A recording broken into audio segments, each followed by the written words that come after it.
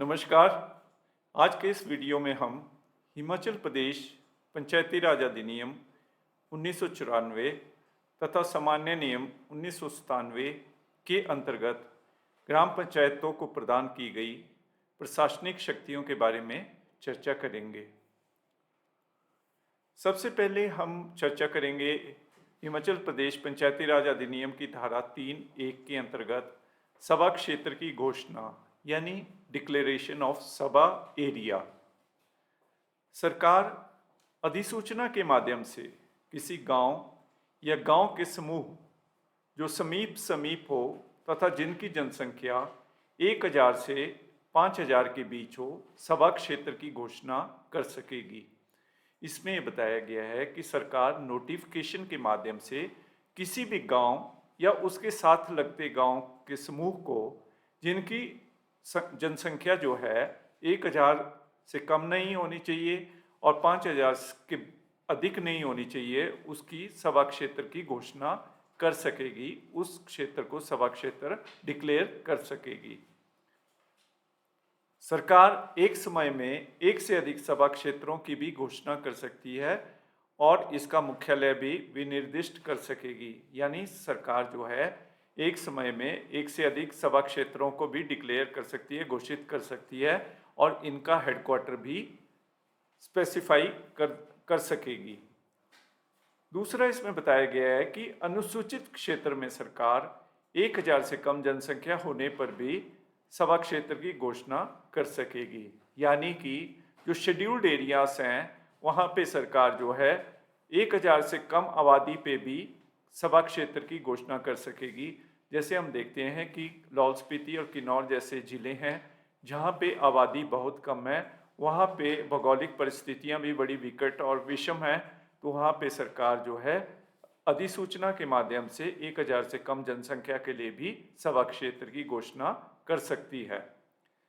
तीसरा पॉइंट है भौगोलिक स्थिति, परिवहन सुविधा, प्रशासनिक सुविधा, संचार के साधनों की कमी के मद्देनजर सरकार 1000 से कम या 5000 से अधिक जनसंख्या वाले गांव के लिए भी सभा क्षेत्र की घोषणा कर सकेगी।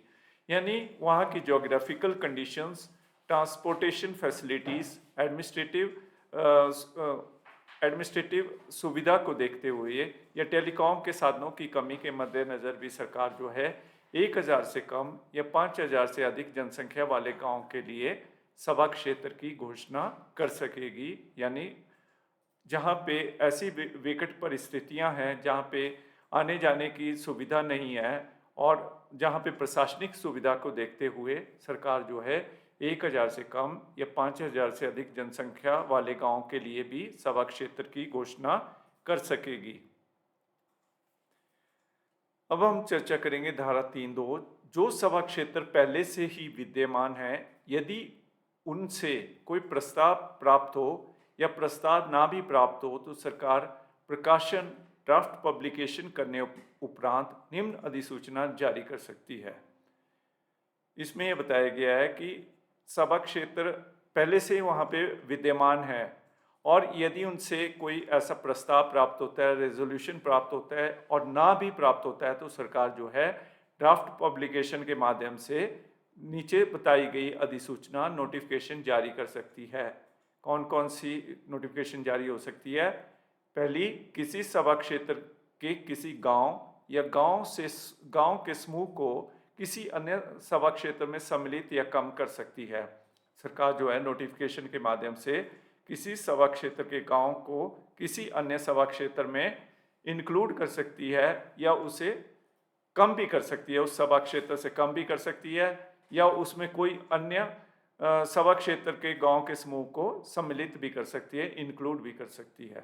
दूसरा, किसी सभा क्षेत्र के मुख्यवास को एक स्थान से दूसरे स्थान पर बदल सकती है तथा सभा क्षेत्र का नाम भी बदल सकती है। यानी जो सभा क्षेत्र के लिए हेडक्वार्टर फिक्स किया होता है सरकार द्वारा, उसके स्थान को एक स्थान से दूसरे स्थान पर बदल सकती है और उस सभा क्षेत्र का नाम भी बदल सकती है। सरकार यह भी घोषणा कर सकती है कि कोई सभा क्षेत्र अब सभा क्षेत्र नहीं रहेगा, अर्थात सभा क्षेत्र को नगर निगम, नगर पालिका या नगर पंचायत में भी शामिल कर सकती है। तो सरकार ये भी घोषणा कर सकती है कि अब कुछ उसका भाग जो है या संपूर्ण सभा क्षेत्र को सरकार चाहे तो नगर निगम, म्युनिसिपल कॉरपोरेशन, नगर पालिका, म्युनिसिपल काउंसिल या नगर पंचायत में शामिल या सम्मिलित कर सकती है। सरकार द्वारा उपरोक्त के संबंध में जारी की गई अधिसूचना तभी प्रभावी होगी यदि ग्राम पंचायत के पदाधिकारियों का कार्यकाल पूर्ण हो चुका हो या सरकार द्वारा पहले ही ग्राम पंचायतों को भंग कर दिया गया हो। तो इसमें ये भी बताया गया है कि सरकार की अधिसूचना तब लागू होगी या तब प्रभावी होगी जब ग्राम पंचायत के जो पदाधिकारी हैं उन्होंने अपना कार्यकाल पूरा कर लिया हो और या फिर सरकार द्वारा पहले ही ग्राम पंचायतों को भंग कर दिया गया हो। यदि संपूर्ण सभा क्षेत्र को नगर पालिका में शामिल किया जाता है तो सभा क्षेत्र विद्यमान नहीं रहेगा और इसकी आस्तियों और दायित्वों का व्ययन विहित रीति से किया जाएगा। यदि किसी सभा क्षेत्र को म्युनिसिपल कॉरपोरेशन या म्युनिसिपल काउंसिल में सम्मिलित किया जाता है तो वो सभा क्षेत्र विद्यमान नहीं रहेगा, उसका एग्जिस्टेंस खत्म हो जाएगा और इसकी जो एसेट्स और लाइबिलिटीज हैं वो उस प्रकार से डिस्पोज की जाएगी जैसा सरकार निर्धारित करेगी। फिर हम चर्चा करेंगे धारा 3, 1 और 2 के अंतर्गत सरकार द्वारा जारी की गई अधिसूचना के कारण क्योंकि पंचायत समिति और जिला परिषद के सदस्यों का निर्वाचन क्षेत्र भी प्रभावित होगा, परंतु इन पदाधिकारियों की पदावधि पूर्ण होने तक इस अधिसूचना का कोई प्रभाव नहीं माना जाएगा। तो इसमें बताया गया है कि यदि सरकार ऐसी अधिसूचना जारी भी कर देती है जिससे किसी सभा क्षेत्र को नगर निगम या नगर पालिका में शामिल कर दिया जाता है या नगर पंचायत में शामिल कर दिया जाता है, तो उससे क्या होगा कि वो जो पंचायत समिति और पंचायत जिला परिषद के सदस्य हैं उनका निर्वाचित क्षेत्र जो होगा प्रभावित होगा। लेकिन जब तक इनकी पदावधि पूर्ण नहीं हुई हो तब तक ये अधिसूचना या नोटिफिकेशन प्रभावी नहीं मानी जाएगी। तो आज के वीडियो में हमने इतनी चर्चा करनी थी, शेष हम आगामी वीडियो में चर्चा करेंगे। धन्यवाद।